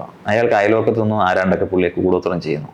അതിന് വേണ്ടിയിട്ട് വേറെ ഏതോ മനകളിലൊക്കെ പോയിട്ട് പുള്ളി കൂടോത്രം ചെയ്തിരിക്കുക. അതിന് വേണ്ടി മുടക്കിയിരിക്കുന്ന പൈസയാണ് 55 ലക്ഷം രൂപ. എന്നിട്ട് അയാൾ അവസാനം എന്നിൽ വന്നിരിക്കുക. എൻ്റെ അടുത്ത് ഇനി നിങ്ങളല്ലാതെ വേറെ ആരെയും ലോകത്തില്ലെന്ന് ഞാൻ അവസാനം പഠിച്ചു, അങ്ങനെ എനിക്ക് താങ്കളെ കണ്ടേ പറ്റൂ എന്ന് പറഞ്ഞ് പല റെക്കമെൻഡേഷൻ ത്രൂ ആണ് എൻ്റെ അടുത്ത് കാണാൻ വന്നിരിക്കുന്നത്. അദ്ദേഹത്തിന് കൊടുക്കേണ്ടത്, ഞാൻ മിബോ എന്ന് പറയുന്ന ഒരു ഹോസ്പിറ്റലുണ്ട്, സൈക്കാട്രിക് ഹോസ്പിറ്റൽ, അതിൻ്റെ ഡയറക്ടറാണ് ഞാൻ മുംബൈയിലുണ്ട്, ബാംഗ്ലൂരുണ്ട്, കൊച്ചിയിലുണ്ട്. അപ്പോൾ ഞാനൊരു നമ്മൾ ക്ലിനിക്കൽ സൈക്കോളജിസ്റ്റിൻ്റെ അടുത്ത് ആദ്യം അസസ്മെൻറ്റ് നടത്താനായിട്ട് വിട്ടു. സൈക്കാട്രിക് ട്രീറ്റ്മെൻറ്റിലേക്ക് അദ്ദേഹത്തിനെ സജസ്റ്റ് ചെയ്ത് അങ്ങനെ ആ വഴിക്ക് പോയി. പക്ഷേ പുള്ളി 2-3 സിറ്റിങ് കഴിഞ്ഞ് പുള്ളിയുടെ വഴിക്ക് പോയി. കാരണം അതൊരു സൈക്കോളജിക്കൽ ഇഷ്യൂ ആണ്. അപ്പോൾ അതിനെ ട്രീറ്റ് ചെയ്യാതെ അയാൾക്ക് തോന്നുവാണ് ചുറ്റും കാണുന്നവരെല്ലാം പുള്ളിയുടെ ശത്രുക്കളാണ്, പുള്ളിക്ക് ആരോ കൂടോത്രം ചെയ്തുകൊണ്ടിരിക്കുകയാണ്, അതിനുവേണ്ടി ഇത് ലാക്കാക്കിക്കൊണ്ട് പൈസ വാങ്ങിക്കുന്നതെന്ന് ചില ഇടങ്ങളിൽ നമ്മുടെ കേരളത്തിലുണ്ട്. മനസ്സിലായില്ലേ? അതൊക്കെ നമ്മുടെ ജീവിതത്തിൽ കിട്ടുന്ന പുതിയ പുതിയ അറിവുകളാണ്. ഇത്ര ആളുകൾ വരുമ്പത്തേനും നരബലി നടന്ന നാടല്ലേ നമ്മുടെ കേരളം? ആണല്ലോ. വിദ്യാഭ്യാസമുള്ള ആൾക്കാരാണ് ഇതൊക്കെ ചെയ്യുന്നത്. അല്ലെങ്കിൽ തമാശ കൊണ്ട് പറഞ്ഞുതരാം, ഞാൻ തൃശ്ശൂർ ജയിലിൽ ഞാൻ വിസിറ്റ് ചെയ്യാൻ വേണ്ടി പോയായിരുന്നു. അത് ജയിലിൽ പോയതല്ല, പിടിക്കല്ല. അവരുടെയൊക്കെ ഡേസ് ഒക്കെ വരുന്ന സമയത്ത് അവർക്ക് ഷോസ് ഒക്കെ കാണണമെന്നൊക്കെ ആഗ്രഹം, അവർ മനുഷ്യരല്ലേ. അപ്പോൾ അവിടെ ചെന്ന സമയത്താണ് ഒത്തിരി ആൾക്കാരോട് ഇങ്ങനെ ഇരിക്കുമ്പോൾ, നിങ്ങൾ ആരെങ്കിലും ഇതിനു മുമ്പ് എൻ്റെ വീഡിയോസോ പ്രോഗ്രാമോ എല്ലാം കണ്ടവരുടെ കൈവച്ച് കുറേ ആൾക്കാർ കൈപൊക്കി. അതിലൊരാൾ പൊക്കിയിരിക്കുന്ന ആരാണെന്നറിയോ? ഈ നരബലി ചെയ്ത ലൈല കൈപൊക്കിയിരിക്കുന്നത്. എൻ്റെ വീഡിയോസ് കണ്ടിട്ടുണ്ട്. ഞാൻ ദൈവമേ, എൻ്റെ വീഡിയോസ് കണ്ടിട്ടുള്ളവരാണ്. ഞാൻ ഇതൊക്കെ നമ്മുടെ ജീവിതത്തിൽ ഇങ്ങനെ മനസ്സിൽ ഓർത്ത് വയ്ക്കുന്ന, അല്ലെങ്കിൽ നമ്മൾ ഇങ്ങനെ ഓരോ കാര്യങ്ങൾക്ക് ഇറങ്ങിത്തിരിക്കുമ്പോൾ നമുക്ക് കിട്ടുന്ന കുറേ കാര്യങ്ങളാണിത്. എക്സ്പെക്റ്റഡ് ആൻഡ് അൺഎക്സ്പെക്റ്റഡ് എന്ന് പറയല്ലേ. അതൊരു ഹൈ തരാറുണ്ടോ? എങ്ങനെ? നമ്മൾ എക്സ്പെക്ട് ചെയ്യാത്തൊരു റിയാക്ഷൻസ് ആളുകളുടെ അടുത്ത്. നമ്മൾ അൺഎക്സ്പെക്റ്റഡ് ആയിട്ടുള്ള സാധനങ്ങളാണ് നമ്മുടെ മുമ്പിൽ ആളുകളുടെ മുമ്പിൽ അവതരിപ്പിക്കുന്നത്. പക്ഷെ നമുക്ക് തിരിച്ചത് അതിനെക്കാട്ടും വലിയ സംഭവങ്ങളാണ് കിട്ടുന്നത്. ഞാനിത് കൈപൊക്കി ആരാ നോക്കിയപ്പോ നരബലിയില്ല. ഇതൊക്കെ എന്റെ വീഡിയോ എന്നെ ഫോളോ ചെയ്തിട്ടുണ്ടെന്നാ. ഫേസ്ബുക്കിലാണ്, ഇൻസ്റ്റാന്ന് എനിക്കില്ല. ഒരു മനുഷ്യനാണല്ലോ, അവരുടെ ഏതോ ഒരു ബോധത്തിൽ, ഇത് തെറ്റായിട്ട് പറയുന്നില്ല, അവരുടെ ഒരു ബോധത്തിൽ അല്ലെങ്കിൽ അവരുടെ ബ്രെയിനിൽ ഉണ്ടായ ഒരു സമയത്തെ ഒരു ഇമ്പൾസീവായ ബിഹേവിയറിൽ, അല്ലെങ്കിൽ ഒരു കുറേ കാലങ്ങളായിട്ട് വന്നിരിക്കുന്ന ഒരു വൈറസിൽ അവരിൽ സംഭവിച്ചു പോയിരിക്കുന്നത് ഇങ്ങനെ ചെയ്താൽ രക്ഷപ്പെടുമായിരിക്കും, സമ്പാദ്യം വരുമെന്ന് പറഞ്ഞിട്ടൊക്കെ അവരുടെ തലയിൽ അത് അടിച്ചേൽപ്പിക്കപ്പെട്ട, അല്ലെങ്കിൽ ഇത് രോഗാവസ്ഥയുടെ ഭാഗമായിട്ടുള്ള അങ്ങനത്തെ ഒരു സാഹചര്യമായിരിക്കാം. ഈ സ്റ്റേജ് ഷോകൾ ചെയ്യുമ്പോൾ പാളിപ്പോയിട്ടുണ്ട്? പിന്നെ ഇഷ്ടംപോലെ പാളിപ്പോയിട്ടുണ്ട്. ആ ഒരു മൊമെന്റിനെ എങ്ങനെയാണ് കൈകാര്യം ചെയ്യുക? അവിടെയാണ് നമുക്ക് ഈ ഡൗൺ ടു എർത്ത് ആയിട്ട് ഇരിക്കണമെന്ന് പറയുന്നതിന്റെ കാര്യം. ബേസ് ഉണ്ടാവണം. അതായത് ഇത് ആദ്യം മുതലേ പഠിക്കണം. അതായത് നമ്മൾ വണ്ടി പഠിക്കുമ്പോഴേ ക്ലച്ച്, ആക്സിലേറ്റർ, ബ്രേക്ക് ഇതെല്ലാം കഴിഞ്ഞിട്ട് സ്റ്റിയറിംഗിൽ പിടിക്കണം. അതൊന്നും പോരാണ്ട് ഇതിലൊന്നും നോക്കാൻ പാടില്ല, നേരെ നോക്കി ഓടിച്ചോണ്ടിരിക്കണം എന്ന് പറയുന്ന ഒരു സാധനമില്ലേ എന്ന് പറഞ്ഞ പോലെ കുറച്ച്. ഇപ്പൊ നമ്മളിപ്പോ ഗിയർ ഇല്ലാത്ത വണ്ടിയല്ലേ ഓടിച്ച് പഠിക്കുന്നത്. അപ്പൊ നമ്മൾ ഗിയർ ഓടിച്ച വണ്ടിയിൽ പഠിച്ച ഒരാൾക്ക് ഗിയർ ഇല്ലാത്ത വണ്ടിയിൽ പോകുന്ന സമയത്ത് ഉണ്ടാകുന്ന പ്രശ്നത്തെ മാനേജ് ചെയ്യാൻ ഇതുള്ളവന് പറ്റും എന്ന് പറഞ്ഞ പോലെ ബേസ് അറിഞ്ഞ് നമ്മൾ അതിനനുസരിച്ച് അടുത്ത ഓഡിയൻസിനെ ധരിപ്പിക്കാതെ അടുത്തൊരു കാര്യത്തിലേക്ക് നമ്മൾ കൊണ്ടുപോയി അത് അവതരിപ്പിക്കുക എന്നുള്ളതാണ് ഒരു കലാകാരൻ്റെ വിജയവും. അയാളുടെ അത്രയും ഡേറ്റ അയാൾക്ക് ഉള്ളത് കൊണ്ടാണ് അത് ചെയ്യാൻ പറ്റുക. പാളിപ്പോയത് അവരറിയരുത്. അങ്ങനെ മാനേജ് ചെയ്യാൻ പറ്റുന്നുണ്ട്. അതുകൊണ്ടാണല്ലോ, അല്ലെങ്കിൽ പണ്ടേ പറയല്ലോ നിബിൻ ചെയ്ത് പൊട്ടി എന്ന് പറഞ്ഞ് പണ്ടേ വന്നേനല്ലോ. ഒരു ഗ്രൂപ്പ് ഓഫ് ഓഡിയൻസിന് ഇരിക്കുകയാണ്. അപ്പൊ ഞാനിങ്ങനെ വന്നിട്ടാണ് ഇത് മുഴുവൻ പൊളിക്കാൻ വേണ്ടിയിട്ടാണ് ഞാൻ ഇരിക്കണേ എന്നുള്ള ഒരു മൈൻഡ് സെറ്റ് കൊണ്ട് ഞാൻ വന്ന ഷോ കാണുകയാണ്. അപ്പോൾ അങ്ങനെ ഒരാൾ വന്നിരിക്കുന്ന ആളെയും അല്ല, ഇതിനകത്ത് എന്തൊക്കെ ഉണ്ടെന്ന് തോന്നിപ്പിക്കുന്ന രീതിയിലേക്ക് ഇത് എത്തിക്കണമല്ല. അപ്പൊ എല്ലാവരെയും ഒരുപോലെ എങ്ങനെയാണ്, ഒരേ രീതിക്ക് എങ്ങനെയാണ് കൊണ്ടെത്തിക്കുന്നത്? അതായത് ഇപ്പൊ എന്റെ ടിക്കറ്റ് എടുത്ത് ഈ ഷോ കാണാൻ വരുന്ന ആൾക്കാർ 85% ഇങ്ങനെ തന്നെയാണ്. ഇത് ഈ ഒരു സ്കെപ്റ്റിക് മൈൻഡോട് തന്നെ വരുന്നത്. അല്ലാതെ അയാളുടെ എല്ലാം രക്ഷമല്ല, അടിപൊളിയാവണേ, സൂപ്പറാണ്, ഞങ്ങൾ അത്ഭുതപ്പെടണം എന്ന് പറഞ്ഞിട്ടല്ല വരുന്നത്. ഇയാളിത് എങ്ങനെ കാണിക്കുന്നതെന്ന് അറിയാൻ വേണ്ടി തന്നെ വരുന്നത്. ഈ ചലഞ്ച് ഏറ്റെടുത്തുകൊണ്ട് തന്നെ സ്റ്റേജിലോട്ട് പോകുന്നത്. അപ്പൊ അതിനെ മറികടന്നുകൊണ്ട് പെർഫോം ചെയ്യാനായിട്ട് എനിക്ക് പറ്റിയാൽ അത് വിജയിച്ചു. ഇതുവരെ പറ്റിയിട്ടുണ്ട്, നാളെ പറ്റുമെന്ന് എനിക്ക് അറിയത്തില്ല. ജനുവരി 6 നമുക്ക് നോക്കാം. ഈ കോൺഫിഡൻസ് എങ്ങനെയാണ് ഉണ്ടാവുന്നത്? ചെയ്ത് ഉണ്ടായതല്ലേ. നമ്മൾ ഒരുപാട് തെറ്റുകൾ പറ്റിക്കഴിഞ്ഞപ്പോൾ ഞാൻ തളർന്നു പോകാൻ ശ്രമിച്ചിട്ടില്ല. ആ തെറ്റിന്റെ കാരണങ്ങൾ തപ്പിയിട്ട് അത് പിന്നെയും കറക്റ്റ് ചെയ്യാൻ ശ്രമിച്ചപ്പോൾ കിട്ടിയ അപ്രീസിയേഷൻസിൽ നിന്ന് പിടിച്ച് കയറിയതാണ്. അത് ഭയങ്കര വലിയ കാര്യമാണല്ലേ? അത് ശരിക്കും വലിയ കാര്യമാണ്. ഞാൻ എന്നെ കുറിച്ചിട്ടല്ല പറയുന്നത്, ലോകത്തെല്ലാവരും നമുക്ക് ട്രയൽ ആൻഡ് എററുകളിലൂടെ നമുക്ക് ഓരോ കാര്യങ്ങൾ ചെയ്യാൻ പറ്റുള്ളൂ. അപ്പോൾ എററുകളെ നമ്മൾ സ്വീകരിക്കാൻ പഠിക്കണം. നമുക്കുണ്ടാകുന്ന മിസ്റ്റേക്കുകൾ നമ്മൾ സ്വീകരിക്കാൻ പഠിക്കണം. അങ്ങനെ ഉണ്ടെന്നുണ്ടെങ്കിൽ ഓഡിയൻസ് ഡിഫറൻസ് ആയിരിക്കും. ഇപ്പൊ ഒരു കോളേജിൽ ഒരു ഷോ ചെയ്യുന്നു, ഇപ്പൊ ഒരു കോർപ്പറേറ്റിൽ ഒരു ഷോ ചെയ്യുന്നു, ഇതിൽ ഓഡിയൻസ് ഡിഫറെന്റ് ആയിരിക്കും. അപ്പം ഈ ഓഡിയൻസിനനുസരിച്ച് ഈ ഷോകളിൽ മാറ്റം വരുത്തുമോ? ഷോയിൽ മാറ്റം വരുത്തണ്ട, ഷോ ഒന്ന് തന്നെ ആയിരിക്കും. പക്ഷെ ഷോ മാറും അവിടെ. എന്ന് വെച്ചാൽ അറിയാം, കോളേജ് പിള്ളേരുടെ അടുത്ത് അവതരിപ്പിക്കാൻ രസമായിരിക്കും അറിയാം. പിള്ളേർക്ക് ഭയങ്കര ഒരാളെ സ്റ്റേജിലോട്ട് വിളിച്ചു കഴിഞ്ഞാൽ അവർക്ക് ഒരുപാട് അവരെക്കുറിച്ച് ചിരിക്കാൻ സംസാരിക്കാനൊക്കെ ഉണ്ട്. അപ്പോൾ അതിനിടയിൽ എന്തെങ്കിലും ഒരു സംഭവം നടന്നാൽ എണീറ്റ് നിന്ന് കൈയടിയും ബഹളമായിരിക്കും. ഇതേ സാധനം കൊണ്ട് ഇന്ന് കോർപ്പറേറ്റിൽ അവതരിപ്പിക്കുകയാണ്. സൂട്ടും കോട്ടും ഇട്ടിരിക്കുന്ന ആൾക്കാരുടെ ഇടയിൽ നമ്മൾ അവതരിപ്പിക്കും. ഓഹോ ഇങ്ങനെ കൈയൊക്കെ അടിക്കുന്ന ഇങ്ങനെ ഡെസ്കൽ ഒരു കൈ കൊണ്ട് ഇങ്ങനെയൊക്കെ അടിക്കുന്ന ആൾക്കാരാണ് കോർപ്പറേറ്റ്സ് ഇരിക്കുന്നത്. പിന്നെ അവരെ കൊണ്ട് നമ്മളിത് പണിയെടുപ്പിച്ച് ലാസ്റ്റ് ഒരു 45 അരമണിക്കൂർ കഴിയുമ്പോഴത്തേനും അവർ നമ്മുടെ ട്രാക്കിലാവും. കാരണം കോർപ്പറേറ്റ്സ് ഒരു 45 minutes to 1 hour കൂടുതൽ ഷോ ഉണ്ടാവില്ല. അത് കഴിഞ്ഞാൽ പിന്നെ ലിക്കർ മ്യൂസിക് എന്ന രീതിയിൽ അവരങ്ങ് പോകും. അപ്പം ഈ പീക്ക് ലെവലിൽ കൊണ്ടുവരണമെങ്കിൽ കുറച്ച് സമയം എടുക്കും നമ്മുടെ ഒരു ട്രാക്കിലേക്ക്. എന്നിട്ട് ലാസ്റ്റ് എൻഡ് ചെയ്ത് അവർ ഹാപ്പി ആയിട്ട് പോകും. പക്ഷെ കോളേജിൽ അങ്ങനെയല്ല, തുടക്കം മുതലേ അവർ ഷോ എന്ന് പറഞ്ഞ് തുടങ്ങുന്നുണ്ട്. കാരണം ഓരോരുത്തർ വരുമ്പം കോളേജിലൊക്കെ പഠിച്ചിട്ടുള്ള ആളല്ലേ, അറിയാലോ ഒരു ഫംഗ്ഷൻ നടക്കുമ്പോണ്ടെന്ന അവസ്ഥകൾ എന്തായിരിക്കും എന്നുള്ളത്. ഷോ മാറും, ഷോ ഞാനായിട്ട് മാറ്റുന്നില്ല. ഷോയുടെ രീതികൾ മാറും. ഷോയിലുണ്ടാകുന്ന അത്ഭുതങ്ങളുടെ ഇപ്പം ഞാൻ ഉദ്ദേശിച്ചതിനേക്കാൾ കൂടുതൽ വ്യത്യസ്തമായ രീതിയിലുള്ള അത്ഭുതങ്ങൾ അവിടെ ഉണ്ടാവും. നമ്മൾ പ്രതീക്ഷിക്കാത്ത കാര്യങ്ങൾ അതിനകത്ത് ആഡ് ഓൺ ആകും. ഇതെല്ലാം അവിടെ നടക്കും. അതുപോലെ ഇപ്പോൾ ഈ സ്റ്റേജ് ഷോകള്, നിരവധി സ്റ്റേജ് ഷോകൾ ചെയ്യുന്നുണ്ട്. അപ്പോൾ ഒരേ സാധനം റിപ്പീറ്റ് വന്നിട്ടുണ്ടെങ്കിൽ ആളുകൾക്ക് മടുപ്പ് തോന്നും. അപ്പോൾ ടിക്കറ്റ് എടുത്ത് പിന്നെയും കാണില്ല. അപ്പോൾ പുതിയ ഈ ഷോകള്, ഇതിനകത്ത് കൊണ്ടുവരുന്ന ആക്ടുകള്, ഇതിലൊക്കെ എങ്ങനെയാണ് മാറ്റം കൊണ്ടുവരുന്നത്? അതെങ്ങനെയാണ് അപ്ഡേറ്റ് കണ്ടുപിടിക്കുന്ന എന്താണെന്ന് ചോദിച്ചു കഴിഞ്ഞാൽ നമുക്ക് ഇതിനെല്ലാം ഒരു സരിഗമയുണ്ട്. സരിഗമ പഠിച്ചു വെച്ചിട്ടുണ്ട്. അങ്ങനെയാണെങ്കിൽ ഗോപി സുന്ദറിന് ഒരു പാട്ട് മാത്രം ഉണ്ടാക്കിയാൽ മതിയല്ലോ. പറഞ്ഞാൽ എല്ലാം ഇങ്ങനെ ഉണ്ടാക്കും നമ്മൾ. അല്ല, എന്നാലും കുറെ വെറൈറ്റീസ് വേണം. അതിനുവേണ്ടിയാണ് ഈ മുറിയൊക്കെ ഉണ്ടാക്കി ഇതിനകത്ത് ഇരിക്കുന്ന ഇങ്ങനെ രാത്രിയോളം ഓവർക്കളച്ചിരുന്ന് പുതിയ സാധനങ്ങൾ കണ്ടുപിടിക്കും. എന്നിട്ട് എൻ്റെതായ സ്ക്രിപ്റ്റിലേക്ക് ഞാനത് ഇംപ്ലിമെൻറ്റ് ചെയ്യും. അതിനകത്ത് അതിൻ്റെ പരീക്ഷണങ്ങളൊക്കെ നടത്തി നോക്കും. ചില പരീക്ഷണങ്ങളൊക്കെ നടത്താൻ ഞാൻ ശ്രമിക്കും. എന്നിട്ട് വിജയിച്ചാൽ കൊള്ളാം, ഈ സാധനം എടുക്കാം എന്നൊക്കെ വെറുതെ അങ്ങനെ ഇലിമിനേറ്റ് ചെയ്തും ആഡ് ചെയ്തും ഒക്കെ ആയിട്ട് അത് ഷോയ്ക്കകത്ത് കയറ്റും. അപ്പൊ ആരെയാണ് പരീക്ഷിക്കാൻ വേണ്ടി കൊണ്ട്? വൈഫുണ്ട്, ഫ്രണ്ട്സ് ഉണ്ട്, ഇഷ്ടംപോലെ ആൾക്കാർ ഇവിടെ വന്നു പോകാറുണ്ട്. ഇവരൊക്കെ നമ്മൾ പരീക്ഷണ വസ്തുക്കളാക്കി മാറ്റും. എന്നിട്ട് അതിൽ നിന്ന് റിഫൈൻ ചെയ്തൊരു സാധനം എടുക്കും. ഞാൻ ഇതുവരെ ഒരു മെന്റലിസം ഷോ കണ്ടിട്ടില്ല, അതുകൊണ്ട് തന്നെ ഞാൻ ചോദിക്കട്ടെ, എല്ലാ മെന്റലിസ്റ്റുകളും ഒരേപോലെ തന്നെയായിരിക്കുമോ ഷോ ചെയ്യുന്നത്? നിങ്ങളുടെ എല്ലാവരുടെയും മെത്തേഡ് ഒരേപോലെ ആയിരിക്കും, അല്ലെങ്കിൽ ഷോയിൽ കാണിക്കുന്ന കാര്യങ്ങൾ ഒരുപോലെ ആയിരിക്കും? ആയിരിക്കില്ല. കാര്യം എന്താണെന്ന് ചോദിച്ചാൽ എൻ്റെ അതൊരു ഇൻവെസ്റ്റിഗേഷൻ മോഡിൽ പോകുന്ന ഒരു മിസ്റ്ററി ത്രില്ലർ പോലെ, ഒരു സിനിമ കാണുന്ന പോലെ പോകേണ്ട ഒരു ഷോയാണ്.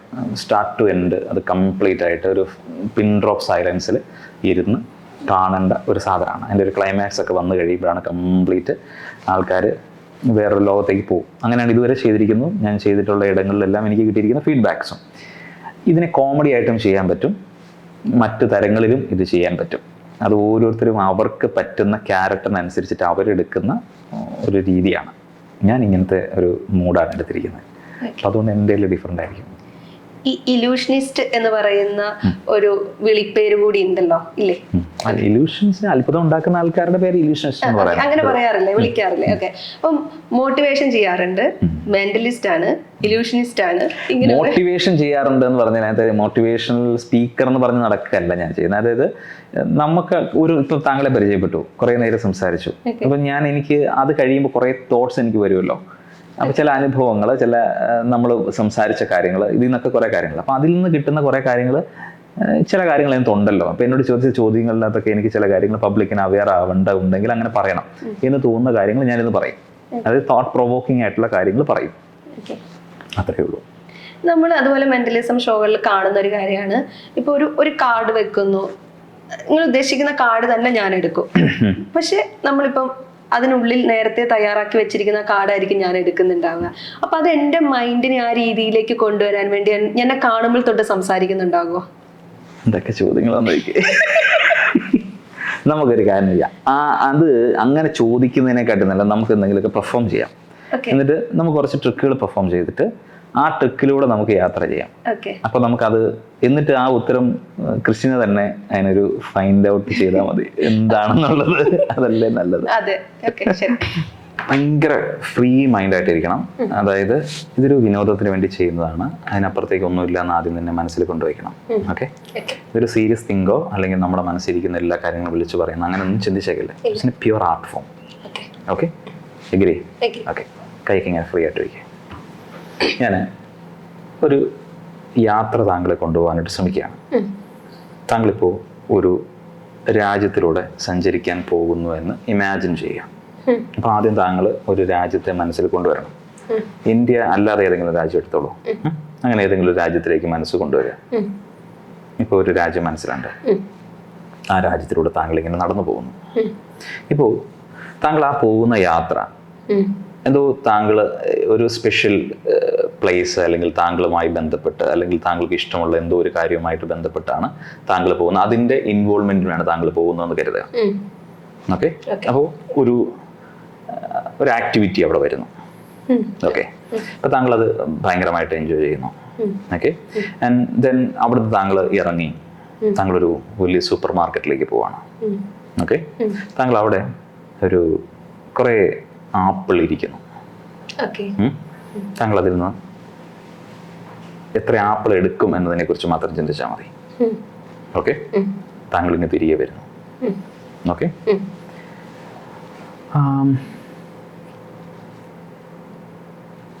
ഇനി നമ്മൾ റിവേഴ്സ് ആയിട്ട് ചെയ്യണം. താങ്കൾ എടുത്തിരിക്കുന്ന ആപ്പിൾ എന്ന് പറയുന്നത് താങ്കളുടെ കയ്യിലുണ്ട് എന്ന് ഇമാജിൻ ചെയ്യാം. വെറുതെ കയ്യിൽ ഇങ്ങനെ പിടിച്ച്. ഇതിനൊക്കെ 50-50 ചാൻസസ് ആണ്. താങ്കളുടെ ഇമാജിനേഷനും ക്രിയേറ്റിവിറ്റിയുമായിട്ട് മാത്രമാണ് അതിനകത്ത് ബന്ധം. ഓക്കെ, താങ്കളുടെ കയ്യിലിരിക്കുന്ന ആപ്പിള്, ഈ കയ്യിലൊരു ആപ്പിളുണ്ട്, ഈ കയ്യിലൊരു ആപ്പിളുണ്ട്. 2 ആപ്പിളാണ് താങ്കളുടെ കയ്യിലുള്ളത്. അതിൽ കൂടുതലൊന്നും താങ്കൾ എടുത്തിട്ടില്ല. കറക്റ്റ്. താങ്കൾ യാത്ര ചെയ്ത് പോകുന്ന വഴി എന്ന് പറയുന്നത് താങ്കളുമായിട്ട് ഒരുപാട് ബന്ധമുള്ള, താങ്കൾക്ക് വളരെ സ്പെഷ്യൽ ആയിട്ടുള്ള എന്തോ ഒരു ഹാപ്പിനെസ്സുമായിട്ട് ബന്ധപ്പെട്ടാണ്. I think it's A birthday or something. എത്രാമത്തെ ബർത്ത്ഡേ ആണ്, ആഘോഷമാണ്? 2. രണ്ടാമത്തെ 2 വയസ്സുള്ള 2ാമത്തെ വയസ്സിൽ താങ്കളുടെ ബർത്ത്ഡേയുടെ ആഘോഷമാണ്. താങ്കൾ ആഘോഷം, അതായത് ഇമാജിനേഷനുമായിട്ട് എക്സ്ട്രീം ലെവലിലാണ്. ഓക്കെ, താങ്കളുടെ ബർത്ത് മന്ത് അല്ലെങ്കിൽ ബർത്ത് ഡേറ്റ് അതിലേക്ക് മാത്രം ഒന്ന് മൈൻഡ് ഫോക്കസ് ചെയ്തേ. മന്തും ഡേറ്റും കൊണ്ടുവരും. U thinking. കണ്ണു തുറന്നോ? എന്തിനാ കണ്ണു തുറക്കുന്നേ? കണ്ണു തുറന്ന് ആലോചിച്ചു. ഓക്കെ, താങ്കളിപ്പോ ഇതാരോടും സംസാരിച്ചിട്ടില്ല, താങ്കൾ ആരോടും പറയാനൊന്നും ശ്രമിച്ചിട്ടില്ലാത്തൊരു കാര്യമാണ് അല്ലേ? താങ്കള് നവംബർ മാസത്തിലുണ്ടായ ആളാണോ? ആണോ? നവംബർ മാസമാണ് താങ്കളുടെ ജനനം. ഓക്കെ, അപ്പൊ എന്തായാലും ഇത് നമ്പേഴ്സുമായിട്ട് കണക്റ്റഡ് ആണ്. ഡേറ്റ്, ഡേറ്റിൽ മൈൻഡ് ഫോക്കസ് ചെയ്ത് 28, 29, 30 ഇതിലേതോ ഒന്നാണ്. ഐസോണോ? യെസ്, 30. ട്രാവൽ ചെയ്ത രാജ്യം എന്ന് പറയുന്നത് I think is Korea. Okay, ഞാനൊരു ചെറിയ പേപ്പർ പീസ് തരാം. ഈ പേപ്പറിൽ താങ്കളിങ്ങനെ ബർത്ത്ഡേ ഒക്കെ ആഘോഷിച്ചു. താങ്കളുടെ ബർത്ത്ഡേ കാര്യങ്ങളെ കുറിച്ചിട്ടൊക്കെ നല്ല ബോധ്യമുണ്ട്. താങ്കൾക്ക് സ്കൂൾ കോളേജ് കാലഘട്ടങ്ങളിൽ താങ്കളുടെ അങ്ങനെ മിസ് ചെയ്ത, എന്നാൽ ഒരിക്കൽ കൂടി കാണണമെന്ന് തോന്നുന്ന, അല്ലെങ്കിൽ താങ്കളുടെ ഒരു ബെസ്റ്റ് ഫ്രണ്ട് എന്ന് പറയുന്ന ഒരാളെ താങ്കൾ ഓർക്കുക. എന്നെ കാണിക്കരുത്, എന്നോട് പറയരുത്, എന്നെ ആ പേരോടെ എഴുതുക. ഓക്കെ, എന്നെ കാണിക്കരുത്, ക്യാമറ എവിടെയുണ്ട്, കൈകൊണ്ട് മറച്ചു വെച്ചിട്ട് വേണം എഴുതാൻ. ഓക്കെ, അത് ഫേസ് ഡൗൺ ആയിട്ട് പേപ്പർ വെച്ചിട്ട് കയ്യിലിങ്ങനെ ക്രഷ് ചെയ്ത് പെന്നിങ് ഇതാ. ഓക്കെ,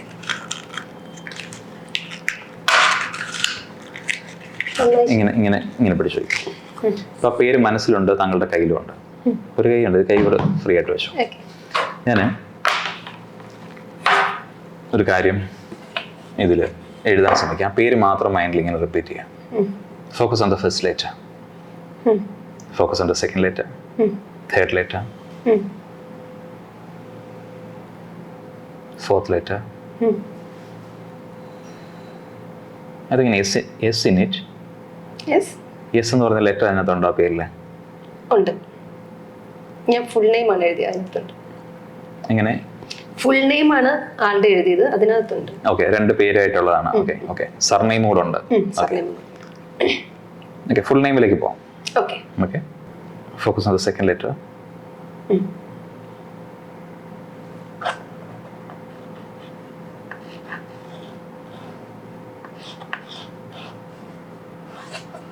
ഫസ്റ്റ് ലെറ്റർ മാത്രം ഒന്ന് പറയാമോ? First letter L. L. as in L. Yes. It's a common name, right? അത്ര കോമൺ അല്ല, ഞാൻ കേട്ടിട്ടില്ല അധികം. ഞാൻ കൂടെ കൊടുത്തിരിക്കുന്ന is in a female, right? Female. Okay. അപ്പം അച്ഛൻ്റെ പേരായിരിക്കും ഒബിയസ്ലി സർനെയിമായിട്ട് വന്നിരിക്കുക. എന്താണ് അച്ഛൻ്റെ പേര്? സജി. സജി. എന്താണ് ആളുടെ പേര്? ലിവ്യ. ലിവ്യ സജി. ആണോ? നീ ലിവ്യ. എനിക്ക് പേപ്പർ കാണിച്ചു. ലിവ്യ. ലിവ്യ സജി. അപ്പം ഓർമ്മകളിൽ സൂക്ഷിക്കുക. അങ്ങനെ ഒരാളെ ഓർത്തത് നീ എപ്പോഴും കണ്ടുമുട്ടുകയാണെങ്കിൽ പറയൂ. അപ്പം ലിവ്യ സജി. ആളിപ്പോൾ എവിടെ ഉണ്ട് അറിയില്ല. ആള് ഐ തിങ്ക് ബാംഗ്ലൂർ ആണ്. ഈ ഒരു സുഹൃത്തിനെ കുറിച്ച് എന്റെ ഇപ്പോൾ ഒരു സുഹൃത്തിനും അറിയണ്ടാവില്ല. ആളെന്റെ ഒരു LP സ്കൂൾ ഒരു ഫ്രണ്ടാണ്. അവിടുന്ന് സ്കൂൾ മാറിപ്പോയതാണ്. പിന്നീട് ഞങ്ങൾ ഇതുവരെ കണ്ടിട്ടില്ല. അപ്പൊ സോഷ്യൽ മീഡിയ കണ്ടെത്തി സോഷ്യൽ മീഡിയയിൽ ഞാൻ അടുത്തിടെ കണ്ടെത്തിയ ആളെ കണ്ടെത്തി. അപ്പൊ ടാഗ് ചെയ്യൂ. Thank you so much.